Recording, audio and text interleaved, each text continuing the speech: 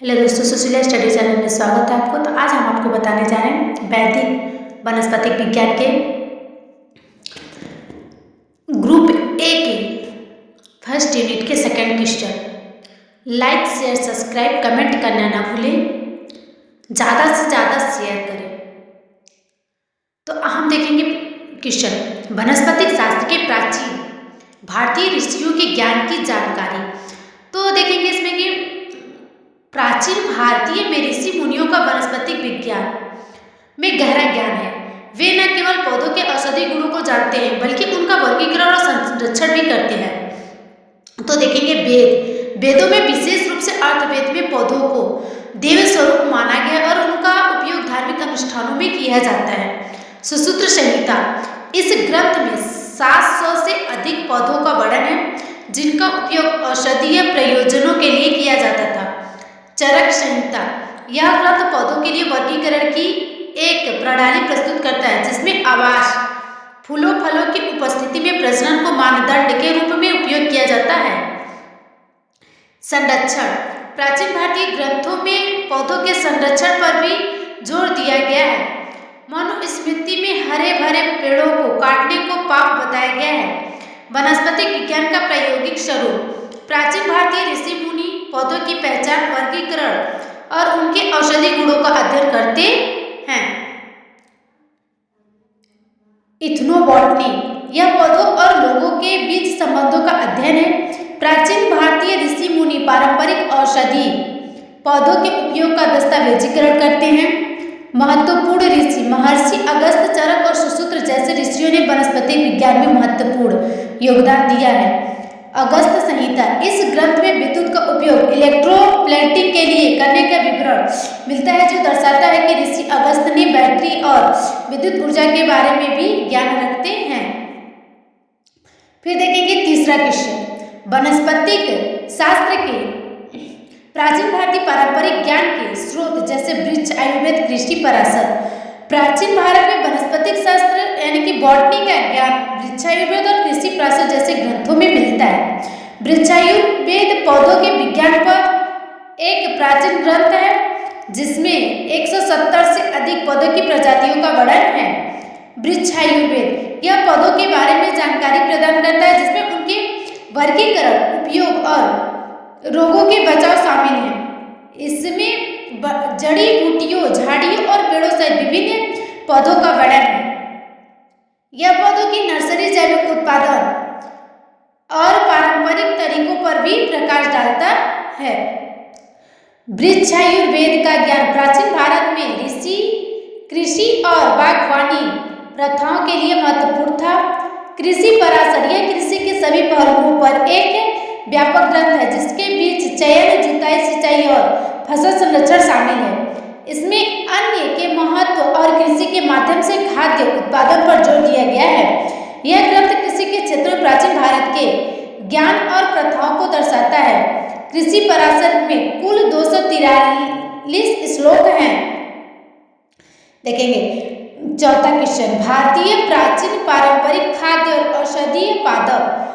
तो भारतीय प्राचीन पारंपरिक खाद्य और औषधि पौधों में कई प्रकार की जड़ी बूटियां और पौधे शामिल हैं जिनका उपयोग सर्दियों में स्वस्थ और भोजन के लिए किया जाता है। तुलसी, यह पौधा एक झाड़ीनुमा पौधा है जिसके पत्तों का उपयोग सुगंधित और असुगंधित रूप से किया जाता है, जिसका उपयोग सर्दी, खांसी और बुखार जैसे बीमारियों के इलाज में किया जाता है। अश्वगंधा, इसे भारतीय जिनसेंग भी कहा गया है। इसका उपयोग शारीरिक दुर्बलता, तनाव और थकान को दूर करने के लिए किया। गिलोय, यह पौधा पारंपरिक विटामिन सी का एक समृद्ध स्रोत है और प्रतिरक्षा प्रणाली को मजबूत करने में मदद करता है। हल्दी, इसमें एंटीसेप्टिक और एंटी इन्फ्लेमेटरी गुण होते हैं। इसका उपयोग घावों को भरने, पाचन में सुधार करने और शरीर को डिटॉक्सिफाई करने के लिए किया जाता है। आंवला, यह विटामिन सी का एक उत्कृष्ट स्रोत है और पाचन वालों के स्वास्थ्य और त्वचा के स्वास्थ्य के लिए फायदेमंद है। आंवला होता है, आंवला को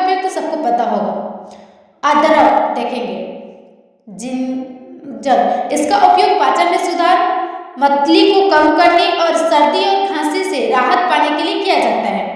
त्रिफला, यह 3 फलों से हरा, भेड़ा और आंवला का मिश्रण है। इसका उपयोग पाचन, विसरण और समग्र स्वास्थ्य के लिए किया जाता है। नीम, इसके पत्तों, छाल और फलों का उपयोग विभिन्न प्रकार की बीमारियों के इलाज के लिए किया जाता है, जैसे कि त्वचा संक्रमण, बुखार और मधुमेह। और नीम के डंठल के दातुन भी किया जाता है, जो अधिक लाभदायक यानी कि उपयोग होता है, दांतों को स्वस्थ रहता है और मजबूत करता है। देखेंगे शतावरी, यह एक प्रसिद्ध आयुर्वेदिक जड़ी बूटी है जो महिलाओं के स्वास्थ्य के लिए विशेष रूप से फायदेमंद मानी जाती है। ब्राह्मी, यह एक शक्तिशाली जड़ी बूटी है जो मस्तिष्क कार्यों को बेहतर बनाने, याददाश्त बढ़ाने और तनाव को कम करने में मदद करती है। लहसुन, दालचीनी। अब देखेंगे 5वां क्वेश्चन, हर्बल औषधि पूरक आहार के रूप में। हर्बल औषधि पूरक आहार के रूप में उपयोग किए जा सकते हैं, लेकिन यह समझना महत्वपूर्ण है कि वे पारंपरिक दवाओं से अलग और उनके उपयोग में सावधानी बरतनी चाहिए। हर्बल सप्लीमेंट्री, जिन्हें वनस्पतिक पूरक भी कहा जाता है, विभिन्न प्रकार।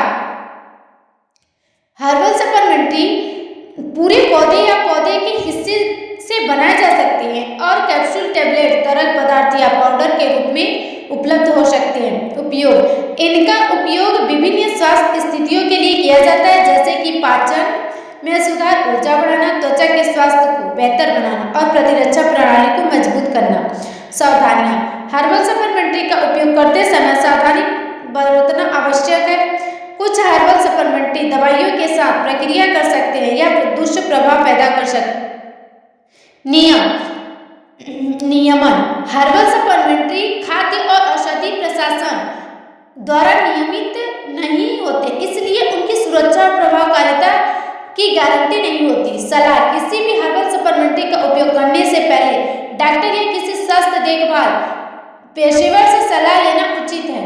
आयुर्वेदिक चिकित्सा में, आयुर्वेदिक चिकित्सा एक पारंपरिक भारतीय चिकित्सा प्रणाली है जो जड़ी बूटियों, आहार, व्यायाम और जीवन शैली में बदलाव पर आधारित है। हल्दी, नीम, त्रिफला जैसे कई जड़ी बूटियां आयुर्वेदिक चिकित्सा की महत्वपूर्ण भूमिका निभाती हैं। आयुर्वेदिक दृष्टिकोण पर दोष, वात, पित्त, कफ के आधार पर और जीवन शैली में बदलाव सिफारिश की जाती है। लाइक, शेयर, सब्सक्राइब, कमेंट करना ना भूलें और ताकि आगे का आपको मैं बताते चलूं।